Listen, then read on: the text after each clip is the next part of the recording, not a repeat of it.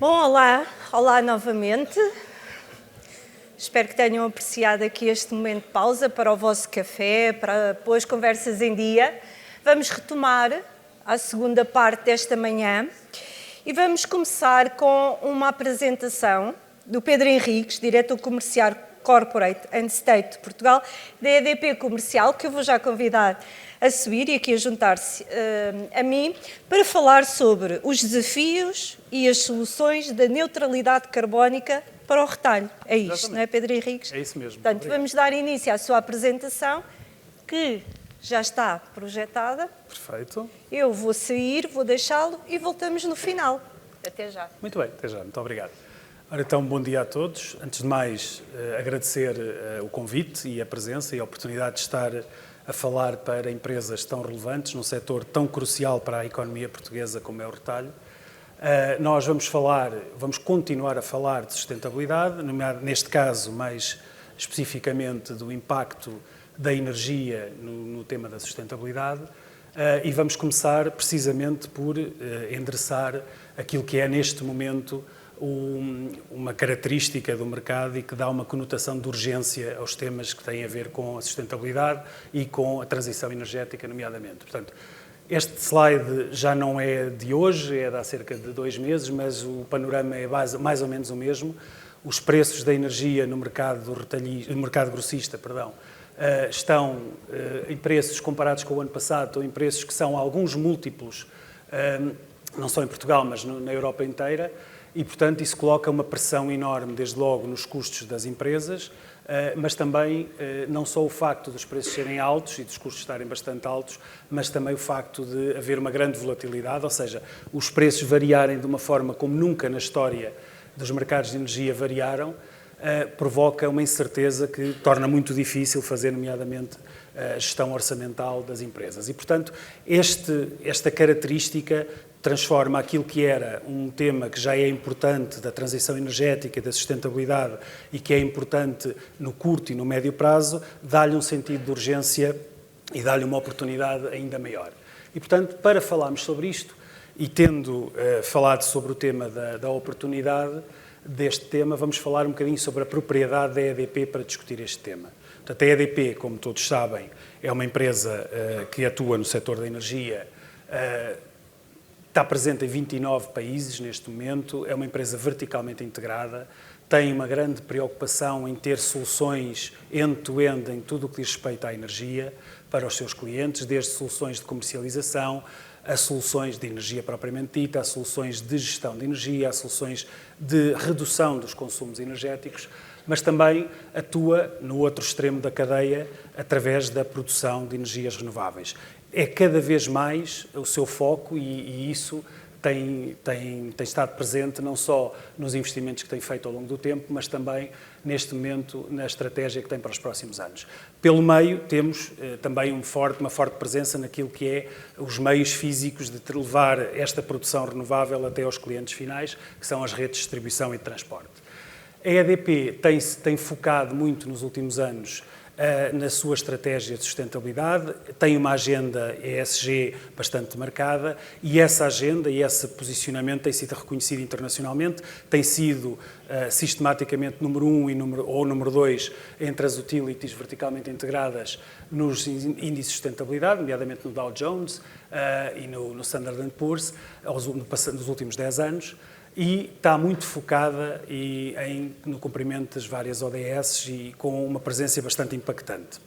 Aliás, para quem não conhece o negócio da EDP Comercial e da EDP como um todo, é importante dizer que mesmo os nossos indicadores de negócio são muito alinhados com esta estratégia. Nós temos indicadores de sustentabilidade, nomeadamente de penetração de renováveis, de megawatts instalados, de redução de consumo, de postos de carregamento. Portanto, temos todos os indicadores de negócio que as equipas comerciais têm no seu dia-a-dia, estão muito alinhados com a estratégia vertical da empresa. Além do mais, temos uma agenda bastante ambiciosa e objetivos bastante ambiciosos para os próximos anos. Pretendemos ser coal-free, ou seja, abandonar o carvão até 2025 e ser carbon neutral até 2030. Portanto, para falar de sustentabilidade, a EDP não se limita a indicar o caminho, mas quer seguir à frente nessa caminhada. E porque a sustentabilidade, e porque é que a EDP encara a sustentabilidade desde há algum tempo para cá como uma prioridade? Porque a sustentabilidade tem tendência, ou tinha tendência a ser encarada por algumas empresas e por alguns negócios como um fator de custo.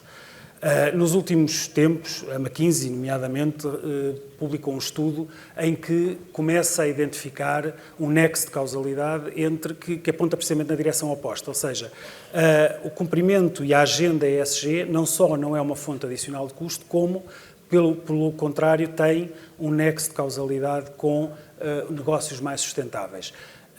90% das empresas que estão no Standard & Poor's 500, portanto, no índice das empresas, têm uma agenda ESG e, portanto, estão a fazer, têm on top of mind estas prioridades relacionadas com a sustentabilidade. Além do mais, e cada vez, sobretudo na Europa e no mundo ocidental, é cada vez mais difícil encontrar e cativar pessoas no mercado de trabalho, recrutar talento, reter talento, e, portanto, as empresas preocupam-se também com a sua atratividade para o mercado de trabalho. E é outro dos outputs desse estudo é que as empresas que são mais apelativas para os jovens no mercado de trabalho e para os estudantes são aquelas que estão mais bem cotadas no cumprimento da agenda ESG. E, por fim, esta parte da direita talvez não seja assim tão simples de interpretar, mas basicamente a mensagem que encerra é uma mensagem bastante simples e transparente, que é: começa a haver uma relação direta entre as empresas que vão melhorando o seu cumprimento dos índices de sustentabilidade e a rentabilidade dos seus investimentos, o retorno financeiro aos seus acionistas. Portanto, começa a haver, de facto, matéria para haver uma relação entre investimentos em sustentabilidade e retorno no negócio. Ou seja, o mercado vai pagar mais por produtos que tenham menos intensidade carbónica na sua produção. E isto faz com que, só por si, todas as empresas devam dar uma especial atenção a estes temas. Mas hoje estamos especialmente a tratar aqui no caso do setor do retalho, e o retalho, que por maioria de razão, a maior parte das empresas que aqui está, a energia é uma componente importante na sua estrutura de custos e, portanto, por todas estas razões, deverá também apostar na transição energética e acelerar a transição energética. E como é que a EDP vê essa transição energética e essa aceleração no sentido de uma neutralidade carbónica, ou pelo menos de uma redução da pegada carbónica? Basicamente vê-a assenta em 3 pilares. O solar autoconsumo, para conseguirmos reduzir não só os custos, a fatura energética das instalações, mas também conseguir reduzir a exposição ao mercado e, portanto, aquele fator que eu dizia no início de termos uma grande volatilidade do preço, conseguirmos de alguma forma ficar protegidos quanto a ela.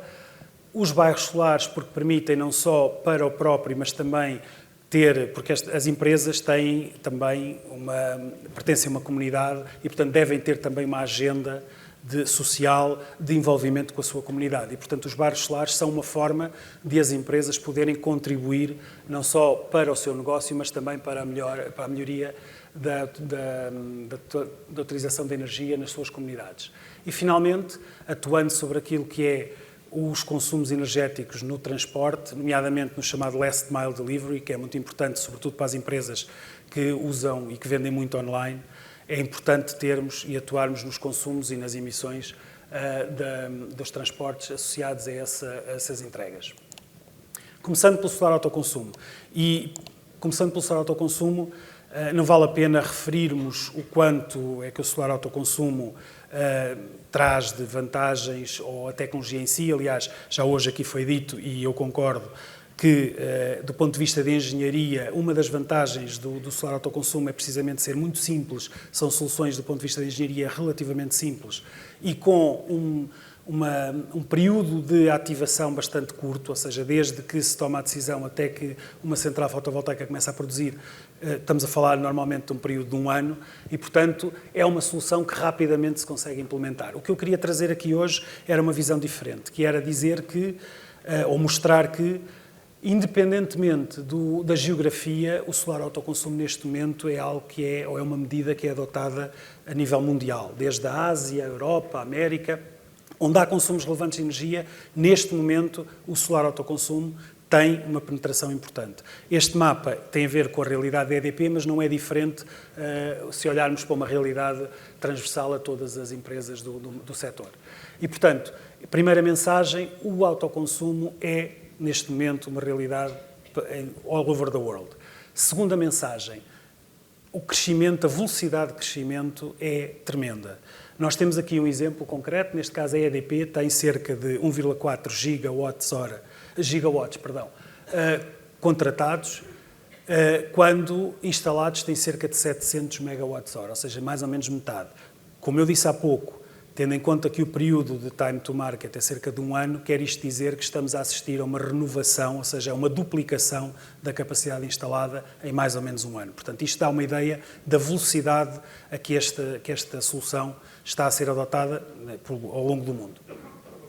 E, portanto, a solução solar autoconsumo é uma realidade. Mas, e olhando aqui até para esta sala, nós temos aqui diferentes empresas com diferentes realidades, nem todas têm as mesmas tipologias de instalação, nem todas têm a mesma dimensão. E, portanto, uma preocupação da EDP foi, ou é, tentar ajudar as empresas, quaisquer que sejam as suas tipologias, quaisquer que sejam as suas dimensões, a poder usufruir e poder implementar esta estratégia. Para isso, temos um conjunto de modelos de negócio que não vamos estar a detalhar, mas que na realidade o que permitem é endereçar e ir de encontro a cada necessidade específica de cada um dos players. Desde empresas que queiram fazer o investimento por si, a empresas que entreguem nas mãos de um parceiro como a EDP toda a gestão de uma central fotovoltaica e que queiram pagar por isso ou um valor fixo ou um valor variável de acordo com o consumo, ou inclusivamente um desconto, fixar um desconto, temos soluções para todas as tipologias e, portanto, não será garantidamente por falta de encontrar um modelo que sirva às duas partes que não farão a implementação. Dizer-vos também que o horizonte típico que nós preconizamos para um projeto solar fotovoltaico deve ser um horizonte típico, devemos olhar para isto a um horizonte de 20 anos, 10 a 20 anos, sendo que neste momento e na realidade EDP nós já começamos a olhar para esta tecnologia a um horizonte de 30 anos inclusivamente, porque a tecnologia permite e mantém-se fiável para esses períodos. Olhando para o como é que podemos fazer o solar fotovoltaico, o autoconsumo, vamos olhar para o quanto. E aqui este slide é muito simples, é um caso concreto, já não é um caso muito atual, mas ainda assim ilustra bem o que queremos dizer. Quando uma empresa decide tomar a decisão de implementar solar autoconsumo, é confrontada com várias formas de o fazer, nomeadamente qual é o indicador que vai querer maximizar. Pode maximizar a rentabilidade, como está aqui no meio, pode maximizar o payback da solução ou pode maximizar a poupança absoluta. E qualquer uma das estratégias, obviamente, é válida e em qualquer uma delas os indicadores são positivos, ou seja, embora possamos ter indicadores um bocadinho melhores em cada uma das situações, não deixam de ser indicadores todos bastante positivos. Aquilo que nós, EDP, recomendamos e aquilo que nós achamos que faz sentido atualmente fazer-se é maximizar o espaço e a potência disponível, ou seja, apontar para esta solução em que vamos maximizar a poupança absoluta. Porquê? Por várias razões, desde logo porque estamos a gerar maior poupança que depois, mesmo que estejamos a ir para além daquilo que é a capacidade de autoconsumo da instalação, a EDP e outros parceiros têm formas de depois rentabilizar esse excedente e transformar esse excedente numa receita adicional e, portanto, capturar valor. Aliás, vamos ver a seguir uma forma bastante concreta de o fazer. Mas também porque estamos a caminhar no sentido da estratégia nacional e da estratégia, eu diria que até mundial, de aumentar a penetração das energias renováveis no mix energético. Portanto, recapitulando, nós achamos que a recomendação deve ser sempre no sentido de maximizar a poupança absoluta de uma instalação. Falar sobre aquilo que deve ser esta estratégia e que deve ser adotado o solar autoconsumo pelas empresas do retalho, não ficaria completo se não trouxéssemos casos concretos de empresas que já estão a fazer este caminho. E, portanto, nós trazemos aqui casos concretos de empresas deste setor, portanto, com quem vocês se relacionam e se revêem rapidamente, que já estão a fazer estes investimentos com a EDP. Neste caso temos a Decathlon, que já tem 10 centrais instaladas e tem mais 9 já contratadas em processo de instalação. Portanto, estamos a falar de cerca de 19 lojas que vão já ter esta tecnologia instalada, que lhes vai permitir, para estas lojas, reduzir até 35% da fatura de energia. Portanto, é um número bastante significativo e atenção que estes números são com preço de energia na altura do projeto. Hoje, estas poupanças serão ainda maiores. Outro exemplo concreto, outra empresa do retalho, estamos a falar de um projeto ainda maior. O mapa não é exaustivo, é apenas representativo para demonstrar que temos soluções implementadas nesta parceria de norte a sul do país, já vamos em cerca de 70 lojas e, portanto, vamos continuar e também com poupanças na casa dos 30%. Portanto, fica aqui demonstrado para o retalho há viabilidade, o negócio é rentável e os modelos e o business case sai. Disse há pouco que havia formas de rentabilizar o excedente quando nós sobredimensionamos uma instalação. Uma das formas é os bairros solares. Os bairros solares são... A EDP foi pioneira na adoção da legislação que foi publicada, que permite o chamado autoconsumo coletivo, portanto, permite que uma central fotovoltaica instalada num determinado edifício, numa instalação, possa produzir energia para si, mas também para instalações vizinhas que não têm condições para ter solar fotovoltaico. E isto é algo que nos é particularmente querido, porque, como eu dizia há pouco, uma parte importante da vivência das empresas em comunidade é que contributo é que conseguem levar à própria comunidade. E isto é um contributo efetivo. Ou seja, uma instalação vossa, uma unidade comercial que tenha espaço livre na cobertura, pode sobredimensionar a instalação e, com isso, gerar energia que os vizinhos podem aproveitar num modelo de negócio que é inteiramente gerido pela EDP. A EDP o que faz é pega no excesso de energia que existe na vossa instalação e vai à procura dos vizinhos e dá-lhes essa energia de uma forma totalmente verde e com um desconto sobre aquilo que pagam hoje. Ou seja, tem um benefício do ponto de vista de sustentabilidade e tem um benefício económico direto porque vão pagar menos. E, portanto, este modelo é um modelo que nós estamos neste momento a fazer um push muito grande e que achamos que todas as empresas devem olhar para ele com carinho. Seja no solar autoconsumo individual ou coletivo, há um conjunto de vantagens e de complementos que nós temos, desde soluções de PPAs, portanto, de energia a longa duração, longo prazo, fora da central, para complementar, seja a própria gestão dos excedentes, como eu dizia, seja garantias de produção que permitem que o cliente se possa ficar tranquilo em relação ao investimento. Portanto, a oferta é absolutamente transversal.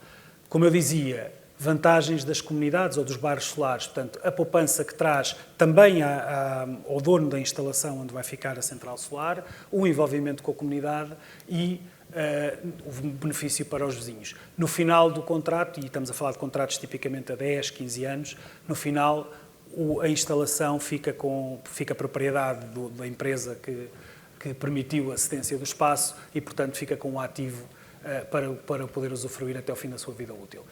Neste momento, a EDP já tem mais de 30 megawatts de potência instalados em Portugal neste modelo de negócio, ou vendidos em Portugal. Já tem mais de 35 mil famílias que beneficiam de energia mais barata e verde por pertencerem a uma comunidade ao longo do país.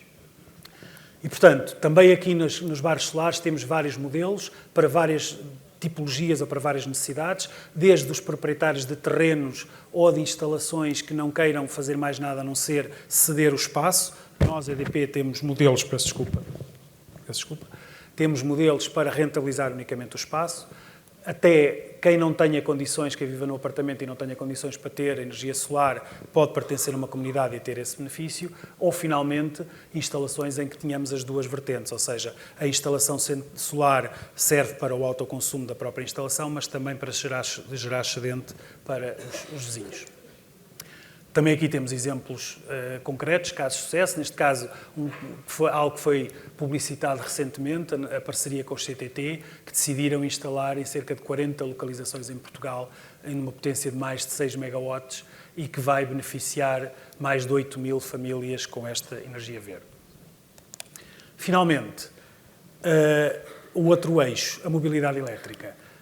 Não querendo perder muito tempo aqui, mas apenas dizer-vos que existe ainda, em alguns fóruns, o mito urbano de que um veículo elétrico tem mais emissões do que um veículo a combustão, porque o processo, por todas as emissões que são libertadas no fabrico, quer do próprio veículo, quer das baterias. É verdade, no fabrico é verdade que um veículo elétrico tem mais emissões, ou liberta mais emissões, no entanto, um veículo não se esgota no momento do seu fabrico, tem uma vida útil. E ao longo da sua utilização, aquilo que nós vemos é que um veículo de combustão vai libertar cerca de 70% mais, pelo menos, portanto, comparando com a média da União Europeia, 70% mais emissões do que um veículo elétrico ou similar. E, portanto, a nossa recomendação, isto apenas para desmistificar este tema, ou quando olhamos para a vida útil, não temos qualquer dúvida de que a utilização do veículo elétrico ou a adoção do veículo elétrico deve ser o caminho. Este caminho, esta aceleração da adoção de veículos elétricos tem um enquadramento não só regulatório, portanto, há um conjunto de programas, desde logo da União Europeia, para reduzir as emissões associadas à mobilidade, ou mesmo para proibir a venda de veículos com a combustão a partir de 2035. Também tem um push muito grande, tem um vetor de aceleração muito grande, desde pelas marcas de automóveis que já têm metas muito concretas e uma ambição muito grande, nomeadamente a Volvo, a Renault, entre outras, que já disseram que a partir de 2030 vão abandonar a produção de veículos a combustão. Também do lado de quem vende, fabrica e instala os postos de carregamento, há um push muito grande para conseguir instalar rapidamente e criar uma infraestrutura de carregamento para reduzir o stress da autonomia, portanto, para que quem utiliza um veículo elétrico não esteja preocupado com a possibilidade de não encontrar um posto.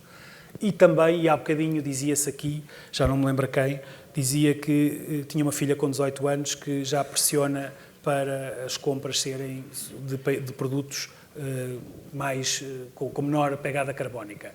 Neste caso, não temos dúvidas nenhumas que as gerações mais novas vão começar e já usam hoje e já têm preferência por mobilidade elétrica e, portanto, vão fazer um push muito grande sobre toda a sociedade para a adoção rápida destas tecnologias. Do lado tecnológico também há vetores de aceleração. Eu aqui gostava apenas de focar dois. O total cost of ownership de um veículo elétrico prevê-se que nos próximos 2 anos fique semelhante a um veículo a combustão, portanto deixa de haver um sobrecusto para termos um veículo elétrico e o segundo vetor é que um veículo elétrico é na realidade uma bateria móvel, ou seja, quando nós conjugamos com outras tecnologias, como por exemplo o solar autoconsumo, o que nós podemos dizer é que, e nomeadamente através das tecnologias vehicle to grid, em que um veículo consegue não só carregar a sua bateria, mas também devolver energia à rede, à instalação, o que nós podemos montar, e estamos a montar já, são modelos em que nós tiramos partido, por exemplo, das horas de sol em que um painel fotovoltaico carrega uma bateria de um carro e depois, quando não há sol, o carro devolve a energia à instalação, por exemplo, a uma casa ou o que for, e, portanto, fechamos um ciclo virtuoso através dessa tecnologia. Isto já é uma realidade e vai cada vez ser mais e, portanto, é mais um fator de aceleração da adoção de veículos elétricos. Todo este contexto tem tido tradução em Portugal. Este é um gráfico, acredito que não seja de muito fácil leitura, mas basicamente as barras, estamos a falar de barras que têm veículos híbridos plug-in e veículos elétricos a bateria, 2020, 2021, 2022, em Portugal. O que vemos é claramente o 2022 em todos os meses a crescer, portanto, a cota de mercado dos veículos elétricos tem vindo a crescer substancialmente em Portugal. Em 2020 tínhamos uma cota de mercado de 13%, em 2022 até à data já vamos em quase 21% e, por exemplo, em setembro tivemos uma cota de mercado de 29% e que pela primeira vez os veículos elétricos, híbridos plug-in e híbridos ultrapassaram a venda de veículos de passageiros de combustão. Portanto, isto é um marco na história da mobilidade. E, avançando aqui, e por fim, porque eu fiquei sem tempo ali, mas imagino que já tenha ultrapassado, mas rapidamente para terminar, também aqui a EDP quer acompanhar toda a jornada de um cliente que decide investir na mobilidade elétrica, seja logo quando toma a decisão, portanto nós temos eventos para quebrar tabus, para levar informação, para permitir a escolha, até ao processo de compra, temos parcerias com marcas, temos soluções de carregamento, temos também soluções para carregamento em casa ou nas empresas e, finalmente, temos soluções para carregamento público para que as empresas que aqui estão, que têm espaços, parques de estacionamento públicos, possam, sem qualquer necessidade de investimento, ter postos de carregamento e permitir que os seus clientes usem o fator de poder carregar a sua viatura confortavelmente como mais um fator para ir às vossas lojas. Isto é importante, é mais um fator para atrair as pessoas à nossa loja, porque com postos de carregamento rápidos nós podemos estar a falar de períodos de carregamento de meia hora, 1 hora, que é um tempo perfeitamente razoável para tomar uma refeição ou para vir fazer uma compra e, portanto, passa a ser mais um argumento para trazer as pessoas à vossa loja. E isto é algo que é possível fazer sem qualquer investimento e sem custo. Eu peço desculpa, eu sei que já ultrapassei o tempo. Isto é um exemplo concreto de uma parceria que a EDP fez, neste caso, óbvia, com uma cadeia de restaurantes, em que já temos 80 restaurantes, 81, já com postos de carregamento instalados, em que as pessoas vão comer e vão carregar o carro. Deixava apenas os meus contactos para depois, quem quiser mais detalhe ou tiver algumas perguntas, no final. Muito obrigado e peço desculpa por ter-me alongado um bocadinho. Obrigado, Pedro. Já com isto. Obrigado pela sua partilha. Vamos só ver se existem já questões da plateia. Seguimos o procedimento normal, aliás. Se tiverem alguma questão para apresentar ao Pedro, além de ele ter deixado aqui os contactos, depois podem aproveitar. Se tiverem alguma questão no imediato para apresentar ao Pedro, peço só, por favor, que sinalizem, levantando a mão. Penso que não temos questões. Pedro, obrigado pela sua partilha. Até já. E continuamos o nosso programa e vamos continuar a falar de sustentabilidade. Depois desta apresentação da EDP, vamos falar sobre sustentabilidade e economia circular, oportunidades para inovar, e por isso chamo já a moderadora desta mesa redonda, Isabel Martins, diretora da revista Sustentável, e chamo também, por favor, o painel de oradores, que será Elke Murani, diretora corporativa de responsabilidade do Audi Portugal, Renata Monteiro Costa, da Tetra Pak, José Maria Sacadura, General Manager Portugal da PowerDot, e Teresa Pereira, líder de recursos humanos da Kiabi.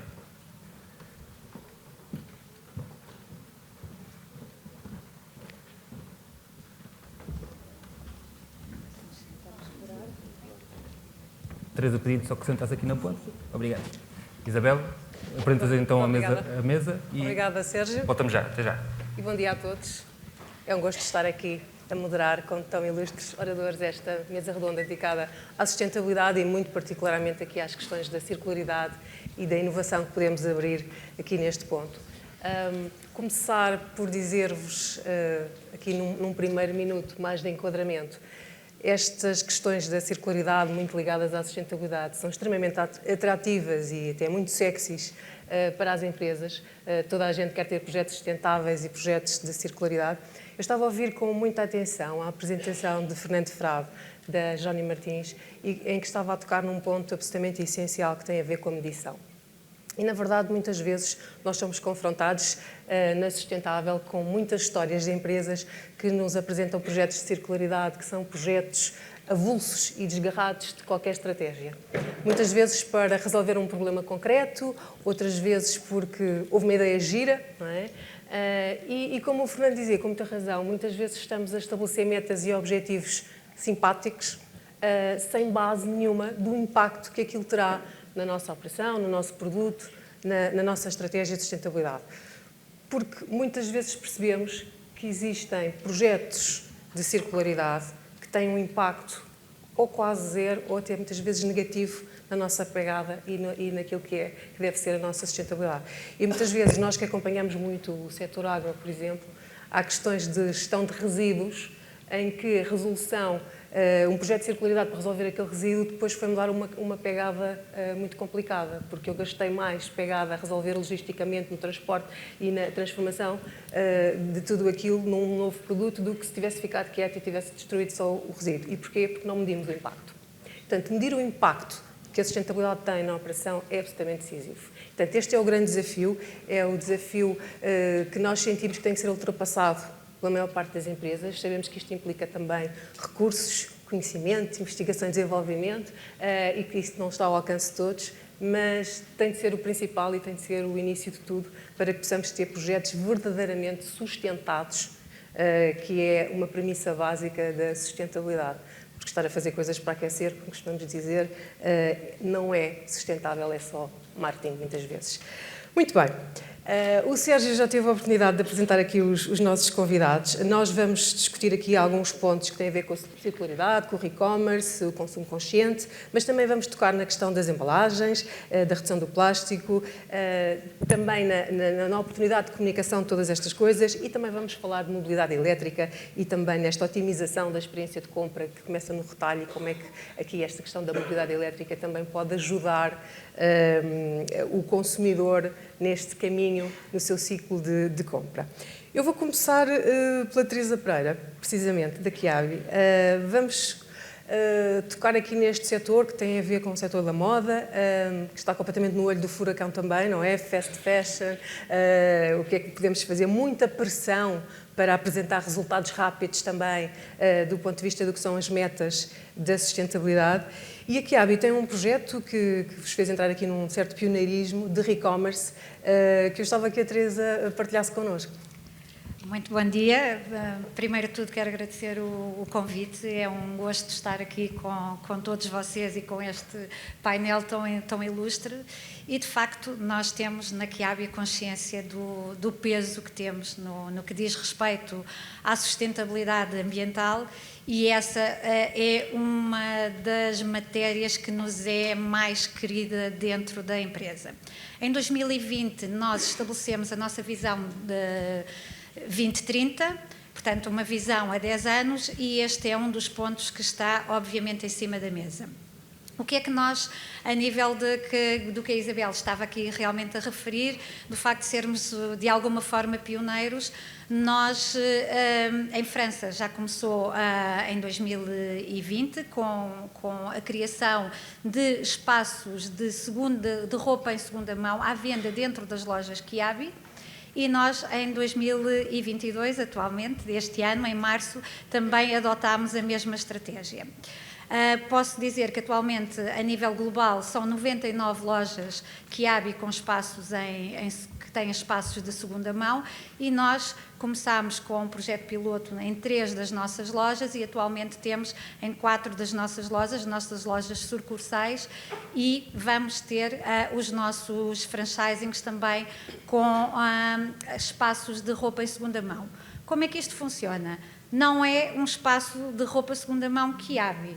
Portanto, é um espaço multimarcas. Portanto, quem for às nossas lojas e se dirigir a esse espaço pode encontrar todas as marcas que possa imaginar. Umas vezes encontra umas, outras vezes encontra outras. É conforme também aquilo que nós vamos recebendo do nosso parceiro nesta temática.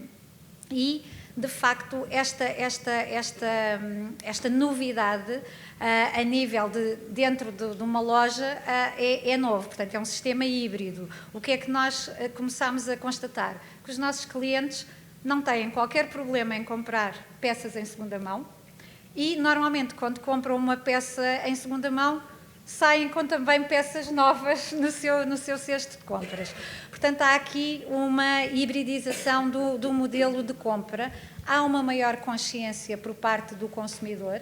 Como o colega há pouco dizia com a filha com os 18 anos, há uma consciência da geração mais nova para estas temáticas e procuram muito a roupa em segunda mão. Esse é o target principal, é o vosso principal comprador neste e-commerce? Sim e não. Curiosamente, a grande surpresa, nós estávamos à espera que sim, que fosse a geração mais nova, mas temos as gerações, a minha geração, a geração X, a comprar muita roupa em segunda mão.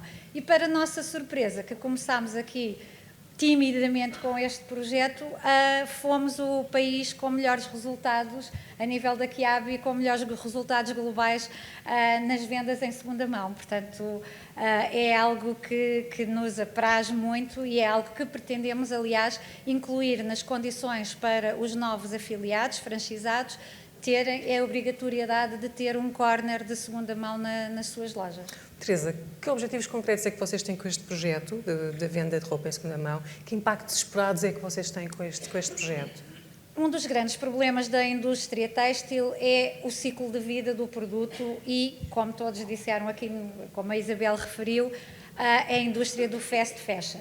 Eu ainda sou da geração, que muitos de vocês também ainda se lembram, que até nem tinha tanto a ver com o poder de compra das famílias, mas em que comprávamos roupa no Natal, estreávamos roupa no Natal, na Páscoa, quando fazíamos anos, e hoje isto não acontece. Nós vamos a um shopping, vamos a uma rua, eu gosto disto, preciso disto. Nós não precisamos, de facto.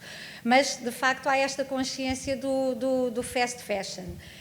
E o que é que nós pretendemos? Aumentar o ciclo de vida do produto. Portanto, que o produto circule, que não acabe no roupeiro da Teresa ali. Antigamente também havia, que passava para primos, isso acontecia mais na roupa de criança, na roupa de adulto isso não acontecia tanto.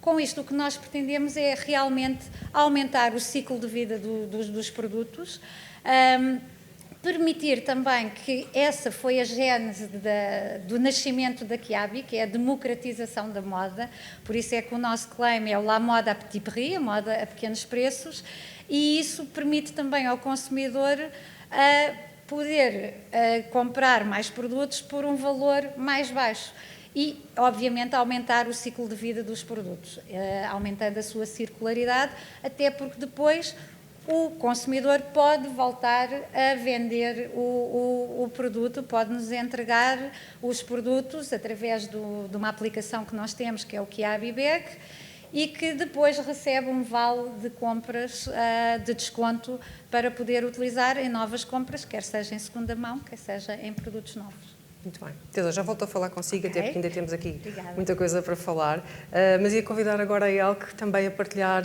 um pouco da experiência, neste caso, no retalho da Aldi, perceber um bocadinho aqui a vossa estratégia de circularidade, que é um pouco mais global, não é? Mas que tem aqui alguns projetos específicos também. Partilhe connosco, por favor, Elke. Obrigada, Teresa. Teresa, desculpa.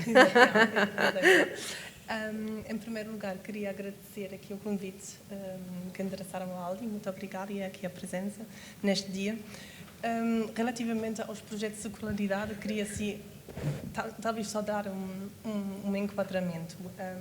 O nosso compromisso de sustentabilidade assenta sim na circularidade, mas obviamente há muito mais. O Aldi cresceu ao longo destes já mais de 100 anos, de um pequeno negócio familiar para um grupo empresarial, que hoje é só o grupo Aldi Nord, ao qual a Aldi Portugal pertence, que atua de momento em 9 países europeus. Esta raiz de servir os bens o consumidor, os nossos clientes com bens essenciais, obviamente mudou muito, porque o consumidor, como já também ouvimos muito durante a manhã, as exigências mudaram e também tudo afeta o nosso negócio, as circunstâncias mudaram muito. Mas, mesmo assim, o nosso compromisso com a sustentabilidade assenta muito em possibilitar um consumo seguro e responsável, consciente e mais sustentável. E assim, a circularidade é um dos pilares que nós trabalhamos, a economia circular.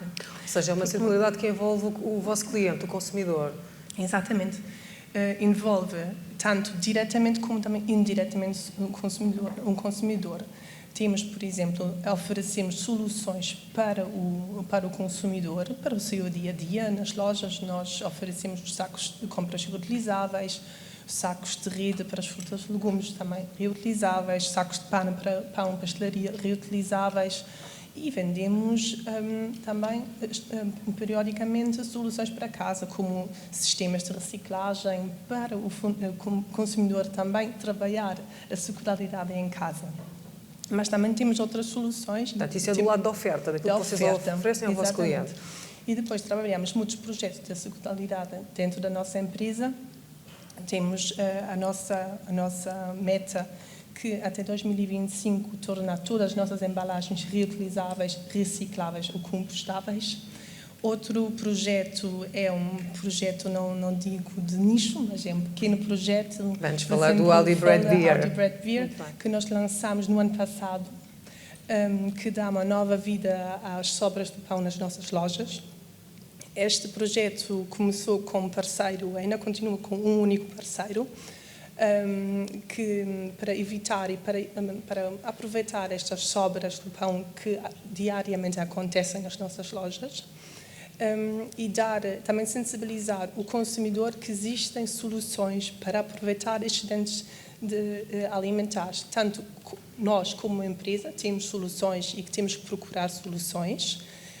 Mas vamos só concretizar, porque dissemos que é para aproveitar as sobras de pão, mas não dissemos para quê. Portanto, era para o fabrico de uma cerveja da vossa marca, não é? Exatamente, para fazer a Aldi Bread Beer, uma cerveja artesanal que nós produzimos como um pequeno produtor, que vendemos temporariamente sempre nas nossas lojas. Estamos a procurar, no momento, uma possibilidade de alargar este projeto para uma escala um bocadinho maior.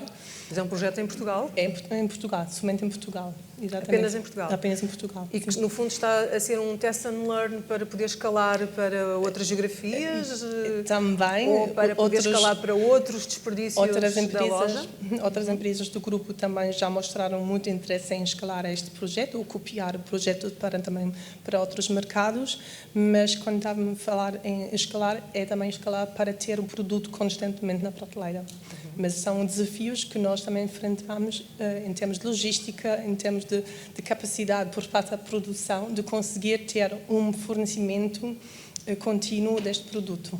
Muito bem. Há sempre aqui muitos desafios associados a estes projetos muito embrionários. Há também aqui um desafio que eu penso que é comum a quem está no retalho alimentar, que tem a ver com o desperdício alimentar.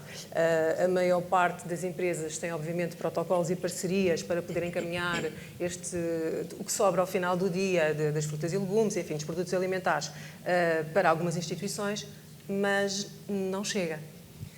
Não chegam, sim. E esse é um desafio porque, efetivamente, estraga-se muita coisa e vai muita coisa para o lixo. Sim, nós tentamos no Aldi, em todas as nossas lojas, temos várias medidas implementadas, as doações alimentares, ou seja, o envio de excedentes para entidades parceiras, é uma das opções. Também trabalhamos mais à frente, ou seja, na prevenção, com a gestão otimizada dos nossos estoques, com a venda com PVP reduzido, para escoar os produtos perto do fim da validade. As doações, sim, são uma ótima solução para escoar os excedentes alimentares. Todas as nossas lojas têm, no mínimo, às vezes até 2 parceiros, para conseguirmos garantir doações todos os dias da semana, de segunda a domingo. Mas mesmo assim, às vezes não chega porque há muita falta e muitos desafios por parte da logística das entidades. Às vezes as entidades não conseguem dar resposta, tanto em termos logísticos, não têm veículos de transporte para chegar às nossas lojas, ou não têm, muitas destas entidades trabalham com voluntários. E estes voluntários, isso é também o que nós sentimos muito na pandemia. Não conseguimos dar resposta, tínhamos excedentes alimentares nas lojas e, compreende-se, com medo, os voluntários também se não deslocaram às nossas lojas, não deram esse apoio e nós tivemos que encontrar rapidamente também outras soluções, mais entidades, que significam outros parceiros, outros voluntários para escoar. Este é claramente um problema transversal e que vivendo de parceiros que são assentes em redes de voluntários não há assim, uma solução muito direta, mas que muitas vezes, se pensarmos também na sustentabilidade como uma oportunidade para parcerias, muitas vezes as parcerias entre empresas e trabalhar mesmo com concorrentes que possam criar aqui uma rede para poder escoar estes desperdícios pode ser muito interessante. Mas em Portugal isto é tudo muito difícil, trabalhar com a concorrência, não é? Mas esse é de facto um problema. Eu queria falar agora com a Renata, para introduzirmos agora aqui a questão das embalagens e perceber na Tetra Pak também como é que estamos a trabalhar a circularidade e o que é possível fazer na vossa estratégia para potenciar a circularidade. Muito obrigada, Isabel. Bom dia a todos. Queria agradecer também aqui em nome da Tetra Pak essa oportunidade de estarmos aqui a falar de um tema, né, tão atual hoje em dia. Então, o seguinte, a Tetra Pak tem no seu ADN o tema da sustentabilidade, obviamente da circularidade, e, portanto, as nossas embalagens já são compostas, em média, de 70% de material que provém de matéria-prima de origem de matéria-prima renovável, okay? Que se voltam a renovar na natureza. Para além disso, portanto, isso já de origem, temos aqui um bom perfil e olhamos muito para toda a cadeia de valor com os nossos parceiros, clientes, para podermos incrementar cada vez mais a renovabilidade e a circularidade associada às embalagens, né, que estão no dia a dia das famílias portuguesas, no leite, no sumo, nos produtos de tomate. E nós temos também incorporado polímeros.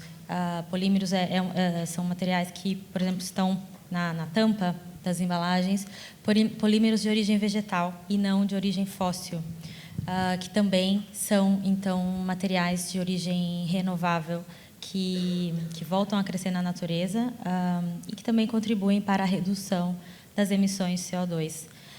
Isso é algo que estamos a trabalhar já há alguns anos. No vosso caso, vocês estão a usar cana-de-açúcar, não é? Através da cana-de-açúcar. Cana-de-açúcar. Cana-de-açúcar, ao crescer, ela também consome parte do CO2 que é libertado na natureza. Portanto, o balanço é muito positivo a nível ambiental. E não vocês estão só... no programa Bom Sucre, não é? Portanto, isto só para explicar também que é uma cana-de-açúcar com uma certificação ambiental, não é? Exatamente, é uma certificação ambiental. Nós tentamos sempre fazer uma evolução de sustentabilidade com certificações independentes da Tetra Pak. Por exemplo, a certificação Bom Sucro é uma certificação independente e reconhecida internacionalmente, que atesta que essa produção da cana-de-açúcar para o fim de polímeros não compete com a área alimentar, que é uma produção sustentável, não só no que toca à gestão da produção em si, mas também a toda a comunidade à volta, bem como o cartão. Nosso cartão também é 100% certificado FSC, que também é uma instituição internacional e que atesta que a produção da matéria-prima, que depois vai dar origem a esse cartão, é uma produção gerida de maneira responsável, sustentável, não só também da maneira como são geridas as florestas, mas também das comunidades à volta. Então, trabalhamos em todo nesse sentido, né? A Tetra Pak também é conhecida, a primeira embalagem feita foi uma embalagem de leite, mas hoje em dia estamos em diversas categorias de alimentos e também alimentos sólidos, né? Temos, por exemplo, a embalagem chamada Tetra Ricard. Bom, esse é um nome mais técnico, mas podem ver em algumas lojas, por exemplo, a marca Guloso, com tomate embalado em pedaços. Portanto, a Tetra Pak tem estendido o seu portfólio para além das bebidas, para também trazer aqui opções sustentáveis no mercado alimentar, né? Ao ter uma embalagem de cartão... Esse Tetra Ricard, como disse, qual é a diferença dessa embalagem para uma convencional? Por exemplo, menos 80% de emissões de CO2, por ser uma embalagem de cartão, quando comparamos com outra convencional no mercado, pode ser uma lata, um vidro, em média, cerca de 80% menos de emissões de CO2 numa embalagem de cartão. E, além disso, também reduz muito as quebras em loja, né? Estamos aqui a falar no fórum do retalho, enquanto que as quebras, né, dependendo da embalagem, cai, estraga-se, parte, o produto parte, portanto, há uma economia muito grande a nível de quebra do produto também, e isso está ligado à circularidade e à sustentabilidade, porque também não só há uma economia, né, de desperdício financeiro, mas também uma economia de desperdício alimentar, muito importante. Então, temos trabalhado assim para além da nossa base de negócio, onde começamos, os leites e os sumos, nós também temos a trabalhar a outros níveis de alimentos também, para poder trazer aqui a sustentabilidade, tudo que é associado com a alimentação. Aqui no vosso caso, nota claramente, como produtores de embalagens, um foco muito grande nos vossos fornecedores, não é? E na origem dos materiais com que produzem as vossas embalagens. Portanto, daí esta importância grande que deu à certificação, não é? Portanto, e a certeza de que quem vos fornece está a trabalhar cumprindo todos os estándares de sustentabilidade, não é? Exatamente. Queremos sempre ter uma expansão muito consistente, com os pés assentes no chão, porque somos uma empresa B2B, né, não é? Mas queremos, então, dar aos nossos clientes e parceiros esta possibilidade de oferecer ao consumidor final, uma solução que seja sustentada. Nós temos também, por exemplo, a certificação da Carbon Trust, que atesta a redução de CO2 ao passar os polímeros de origem fóssil para de origem vegetal. Isso também demonstra que aquela comunicação que algumas marcas já têm hoje, informar que há uma redução de X% de CO2, é uma comunicação que foi atestada, foi auditada, comprovada, e, portanto, tudo isso para que possamos crescer de uma maneira sólida e os nossos clientes também. Muito bem. José Maria Sacadura, and now for something completely different, não é? Vamos estar aqui a falar um bocadinho destas questões da mobilidade elétrica, no caso, e perceber como é que ela se contextualiza aqui no retalho, não é? Ou seja, se calhar é aqui onde tudo começa, é mesmo ali no parque de estacionamento, não é? Das lojas. Exatamente. Antes de mais, bom dia a todos. Bom dia, Isabel, obrigado pelo convite. Sim, ou seja, a mobilidade elétrica é já um serviço diferenciador. Vai ser cada vez mais para os retalhistas que têm parques de estacionamento.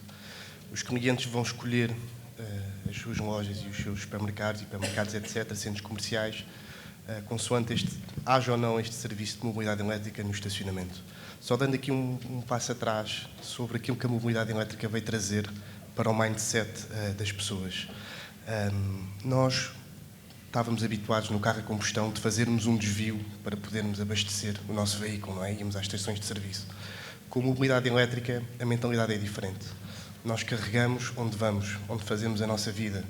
Portanto, se eu vou a um ginásio, se eu vou a uma consulta, se eu vou a um evento no hotel, como é o caso de hoje, se eu vou ao supermercado, se eu vou ao centro comercial e paro o meu carro, tenho que ter sempre a possibilidade de carregar o meu veículo. O que é Aliás, quem tem veículos elétricos hoje em dia já escolhe a loja que sabe onde pode carregar, não é? Portanto, começa a ser uma opção até face a outras marcas que não têm essa possibilidade de carregamento elétrico. Exatamente, cada vez mais. E, portanto, se o mercado está a crescer, não é? Portanto, se há cada vez mais clientes com veículos elétricos, os retalhistas com estacionamento têm que acompanhar também esta tendência e cada vez mais é um imperativo. Não dá para ficar de fora, não é? Exatamente, desta tendência. Para não ficar de fora nesta tendência. Outra coisa que a mobilidade elétrica também vai trazer é o seguinte, nós estávamos habituados e estamos habituados, para quem tem carro a combustão, do binário, estar vazio ou estar cheio, não é? Portanto, e a mobilidade elétrica é um bocado diferente. Nós vamos carregando. Se estou com 30%, 40%, se eu estou parado, carrega até aos 50%, 60%, 70%, depois depende das velocidades, mas vou carregando à medida do tempo para também diminuir aquele range anxiety que existia tanto, não é? E, portanto, esta também é uma nova mentalidade da mobilidade elétrica. Só mencionar assim, duas grandes vantagens dos retalhistas com estacionamento poderem ter carregadores para veículos elétricos no estacionamento. Diria que a primeira é o que disse, portanto, o estacionamento é logo o primeiro contacto, digamos, físico que o retalhista tem com o cliente, portanto, é logo ali que acontece a primeira interação. E com a mobilidade elétrica, havendo este serviço de carregador, com estes equipamentos, com esta infraestrutura, pode-se comunicar, pode-se fazer promoções, pode-se criar mais loyalty também, mostrando promoções, cupons, ao final. Já vamos falar da comunicação, se o tempo nos permitir.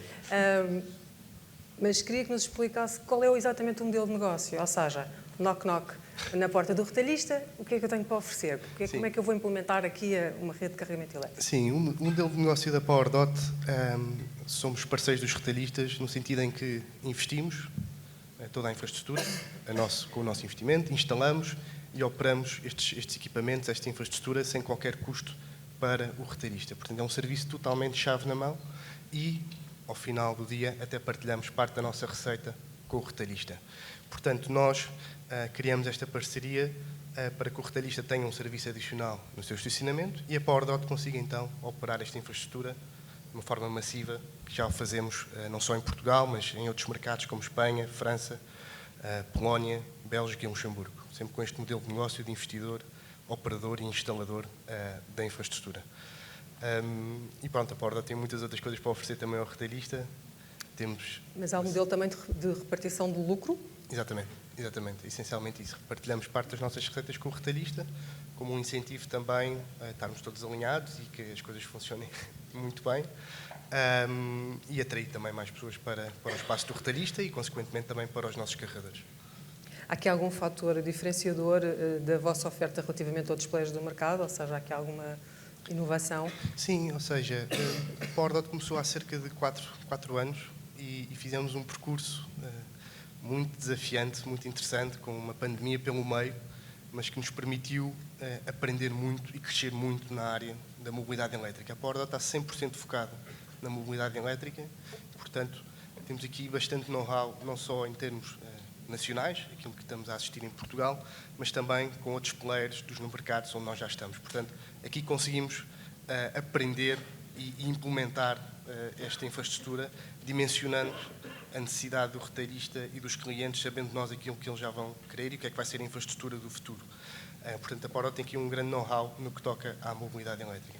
Temos tecnologia também para o retalhista, para poder acompanhar através de aplicações ou de uma página web, tudo o que está a acontecer em termos dos carregamentos no seu espaço.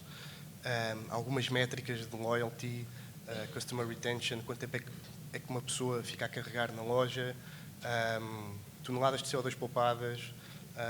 Isto também é outro tópico, porque a mobilidade elétrica é algo que é muito palpável, não é? É muito mensurável. Nós conseguimos medir o impacto dos carregamentos e comunicar esse impacto muito facilmente com as toneladas de CO2 poupadas com os carregamentos. E podemos cumprir metas de ESG, podemos comunicar estes goals que nós temos e que atingimos aos nossos clientes, aos nossos stakeholders. Portanto, a mobilidade elétrica para o retalhista vem trazer muitos benefícios e já é cada vez mais um imperativo. Muito bem. Obrigada.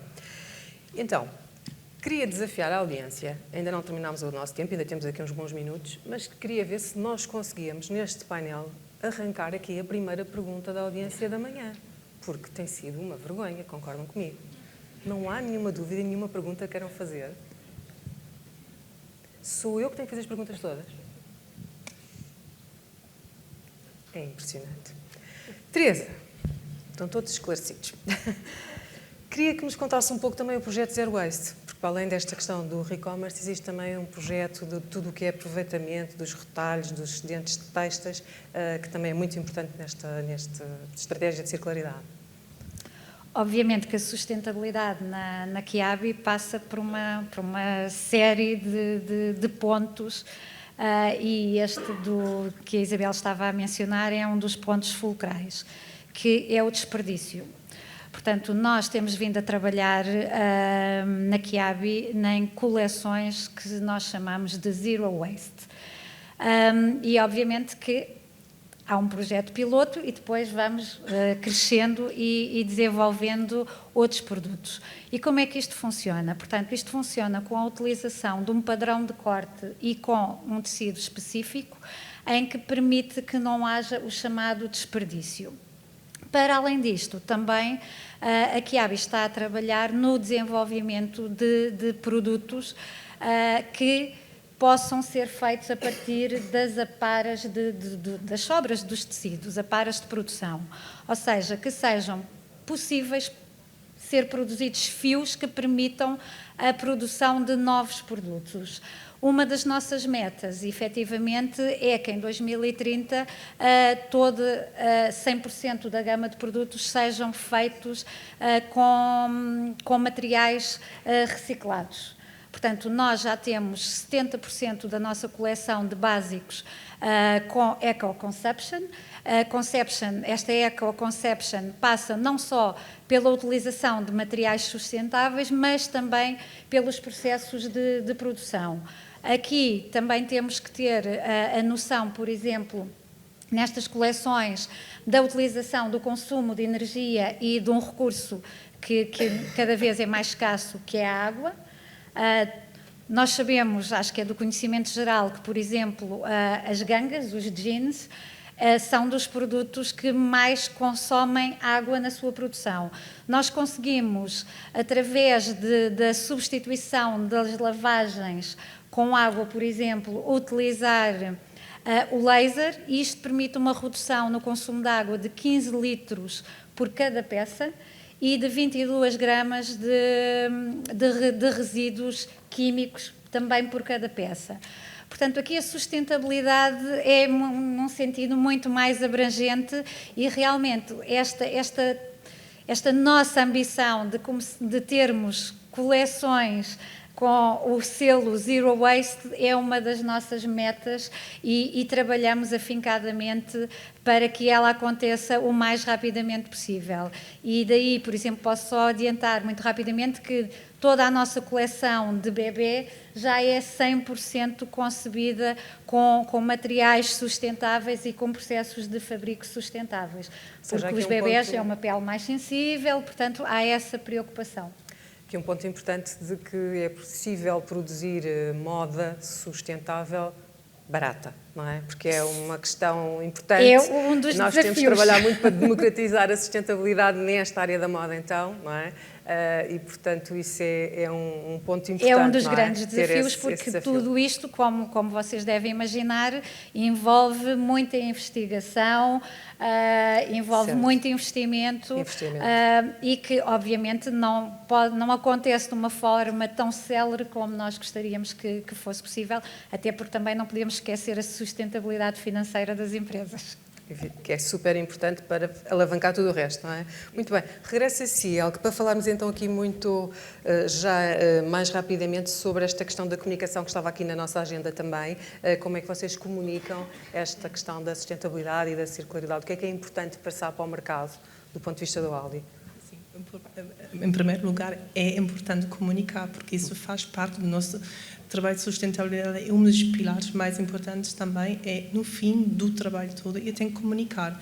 Eu disse no início que nós queremos permitir um consumo consciente, mais responsável e mais sustentável, então tem que comunicar este compromisso. E como é que nós fazemos? Nós comunicamos o on-product, ou seja, com rótulos, com selos das certificações, e que a colega Renata também referiu à certificação FSC, por exemplo. Ou seja, nós também comunicamos nas nossas embalagens que estas embalagens, por exemplo, uma embalagem Tetra é certificada FSC.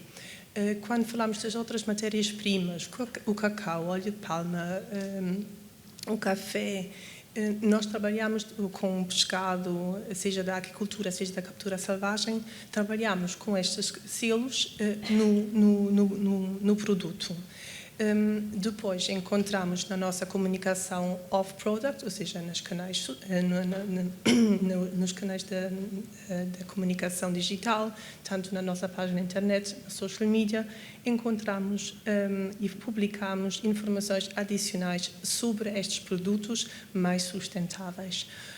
Outra aposta nossa também é de trabalhar com marcas próprias específicas, ou seja, por exemplo, com a marca própria My Waggy Day, todos os produtos vegetarianos vegan com a certificação V-Label, com tesouros do mar, com artigos de pescado certificados MSC, com a nossa marca própria Good Bio, essa é a marca chapéu para todos os nossos produtos biológicos, só para dar algum exemplo. Mas, sim, essa portanto, comunicação os selos é e a certificação essencial. são também uma ferramenta de comunicação. Sim, além de campanhas publicitárias, campanhas de sensibilização, também que nós fazemos com outros stakeholders de mercado, sim. Muito bem. Aí, se calhar, com uma componente mais didática também, não é? Exatamente, de ajudar o consumidor a perceber. Renata, no vosso caso, sei que aqui a keyword é sempre muita transparência na comunicação, não é? Certo, com certeza é. E nós aqui tentamos fazer, em parceria com os nossos clientes, muita comunicação também acerca daquilo que o consumidor pode fazer. Porque nós, quando fazemos os estudos para tentar perceber o que o consumidor procura em termos de sustentabilidade e quem é que o consumidor acha que é assim o principal líder que pode melhorar a sustentabilidade no nosso planeta, normalmente o consumidor diz que são as empresas, a indústria, o governo, só depois é que é o consumidor. Só que nós gostamos de lembrar também que cada um tem que fazer a sua parte. Então, por exemplo, por que eu estou a dizer isso? Porque temos aqui um grande desafio em Portugal. A taxa de reciclagem é inferior à média da União Europeia. Por quê? Uma questão de coleta, né? Então, nós trabalhamos muito em parceria com a Sociedade Ponto Verde também para educar o consumidor, informar, olha, para reciclar, deve colocar no ecoponto amarelo. E, com isso, nós trabalhamos, há vários clientes nossos que querem entrar nessa iniciativa, uma iniciativa que, por exemplo, já comunicamos em rádio, revistas, na mídia, e outros clientes que por si só, aproveitam essa ideia, também super importante. No fundo, é um trabalho conjunto. Então, marcas como Compal, Mimosa, Agros, fazem atividades nesse sentido também, ou seja, dão sequência a essas atividades que nós iniciamos para poder educar. Portanto, a comunicação não é só dizer aquilo que nós fazemos, nós acreditamos que também é demonstrar que o consumidor também pode fazer a sua parte nesse sentido. Então, nós não só trabalhamos a transparência na questão das certificações e de todo o crescimento consistente, como também a transparência daquilo que realmente faz diferença no dia a dia das pessoas para podermos incentivar a circularidade. Muito bem. José Maria, já tinha introduzido aí a questão de a mobilidade elétrica podia ser também uma ferramenta de comunicação de sustentabilidade do esporte do retalhista, não é? E, portanto, vê aí uma oportunidade, só para concluir esta questão da comunicação, também para o retalho poder robustecer a sua comunicação nesta área. Sim, exatamente. Ou seja, falando da infraestrutura em si, não é? Dos carregadores, eles podem comunicar, portanto, ou têm ecrãs, ou têm... Pode-se também fazer uma vinilagem dos equipamentos, portanto, criar um branding personalizado e fazer, desde logo, através de aplicações, que está muito... E vocês aí dão uma ajuda também? Sim, temos uma ajuda. Aplicações, integrar a aplicação do retalhista com a aplicação da mobilidade da PowerDot. Portanto, há uma série de coisas e coisas giras que se podem fazer nesta área, que a PowerDot já está num passo à frente. E depois, todo esse tema também, onde os retalhistas podem comunicar todas estas métricas, como eu já disse, não é? Portanto, é algo muito mensurável. Neste mês, houve X carregamentos, foram consumidos X quilowatts.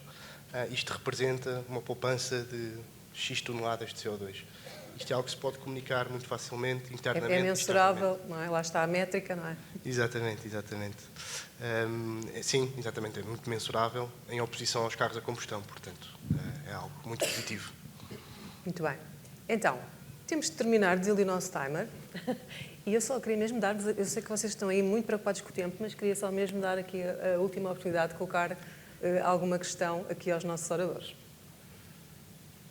É que não conseguimos desbloquear. Eles fizeram uma promessa antes de entrar hoje, não faremos perguntas. Com a mão sobre a Bíblia. Muito bem. Penso que não há mesmo forma de arrancar perguntas aqui da nossa audiência.